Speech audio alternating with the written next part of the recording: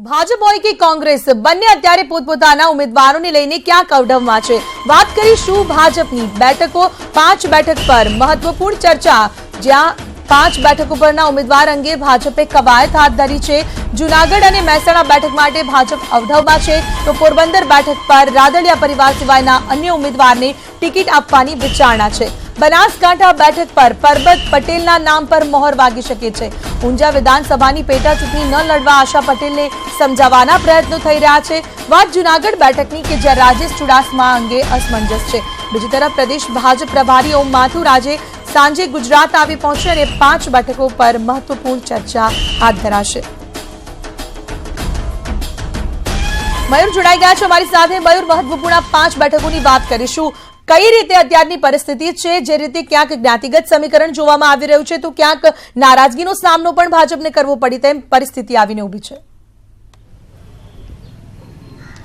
જી બિલકુલ, તમને જણાવી દઉં કે ભાજપે પોતાના 26 માંથી જે 16 ઉમેદવાર છે તે જાહેર કરી દીધેલા છે અને 10 ઉમેદવાર જે બાકી છે ત્યારથી જ લાગી રહેલું હતું કે આ 10 બેઠક છે તેની અંદર નવા ચહેરા આવી શકે તેવી શક્યતાઓ છે અને તે જ કારણોસર જે આ ઉમેદવાર જે જાહેર નથી કરવામાં આવતા અને તેને માટે ડિલે કરવામાં આવી રહેલું છે। અનેક સમીકરણો આ બેઠકો ઉપરના હાલ ચર્ચા થઈ રહેલી છે અને તેની અંદર ખાસ કરીને 5 જે બેઠકો મહત્વની છે તે બેઠક ઉપર પાર્ટી અસમંજસની અંદર છે, કોને ટિકિટ આપવી તે અંગે પણ પાર્ટી ચર્ચા કરી રહેલી છે। ખાસ કરીને પહેલા વહેલી પાટણ લોકસભા બેઠકની જો વાત કરીએ તો વર્તમાન ધારાસભ્ય લીલાધર વાઘેલાની ટિકિટ કપાઈ જાય તે નિશ્ચિત માનવામાં આવી રહેલું છે, કારણ કે લીલાધર વાઘેલાએ બનાસકાંઠાની અંદરથી ટિકિટ માંગેલી છે, જ્યારે તેઓ હાલ વર્તમાનની અંદર પાટણ લોકસભાના ધારાસભ્ય છે અને આ જ બેઠક ઉપર જો દાવેદારોની વાત કરવામાં આવે તો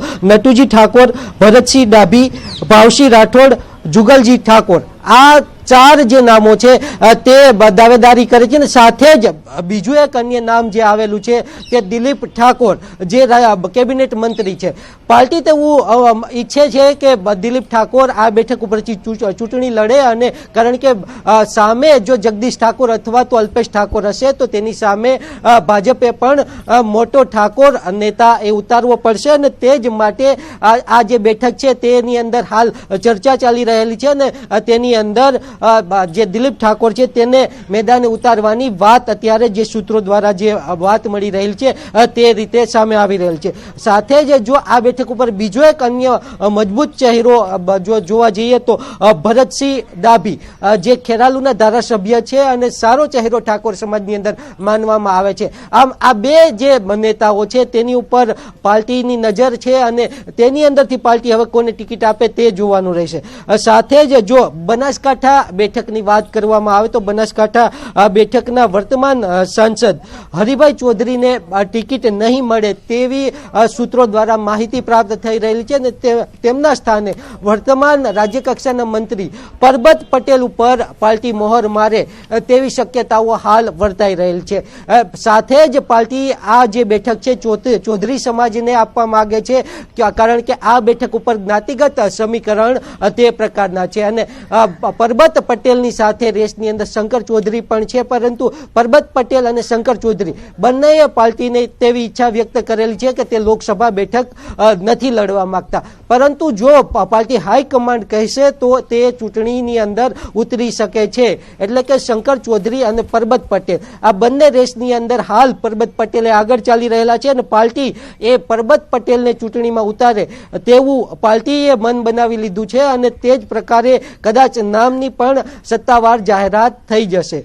સાથે જ જો વાત કરીએ જૂનાગઢ બેઠકની તો જૂનાગઢ બેઠકની અંદર પણ હાલ અસમંજસની સ્થિતિ છે, પરંતુ જે સૂત્રો દ્વારા માહિતી પ્રાપ્ત થાય છે તે અનુસાર વર્તમાન સાંસદ ની ટિકિટ એ કપાઈ શકે તેવી શક્યતાઓ વર્તાઈ રહેલી છે।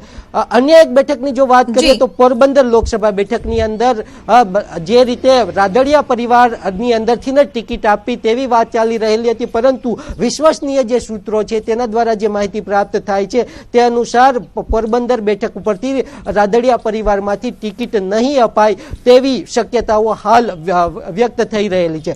સાથે જ ઊંઝા જો વિધાનસભાની પેટા ચૂંટણીની વાત કરવામાં આવે તો પેટા ચૂંટણીની અંદર જે રીતે ભાજપની અંદર ભંગાણ થવાની શક્યતાઓ છે, નારાયણ પટેલે નારાજગી બતાવેલી છે, ત્યારે હવે પ્રદેશ પાર્ટી કક્ષાએથી હાલ આશા પટેલને મનાવવામાં આવી રહેલા છે અને આ બેઠક ઉપર તે પેટા ચૂંટણી ન લડે તેવી પ્રદેશ કક્ષાએથી તેમને વિનંતી કરવામાં આવી રહેલ છે. પરંતુ અંતે તો આશા પટેલે જ નિર્ણય કરવાનો છે.